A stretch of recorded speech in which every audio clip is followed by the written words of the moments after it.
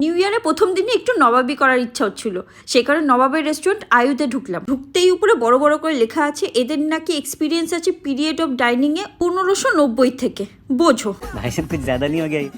আর নবাবে খানসামাতে dress করতে তাও ঠিক আছে, তাই বলে মাথায় শাওয়ার ক্যাপ। আর নবাবের বাড়িতে তো কখনো খাওয়ার সৌভাগ্য হয়নি, সেখানে বলতে পারবো না, কিন্তু ওরা কি সব কপারের থালা গ্লাসে খেত নাকি সোনার? অবশ্য আমার তো মনে হয় আমাদের অকাত অনুযায়ী সোনা থেকে কপার করে দিয়েছে। আর নবাবের রেস্টুরেন্টে তো স্পেশাল আইটেম বিরিয়ানিই থাকবে, তবে আমার বিরিয়ানিটা বেশ ভালোই লেগেছে, কারণ এটা নন স্পাইসি ছিল। সঙ্গে ছিল মোর্গ পাসিন্দা।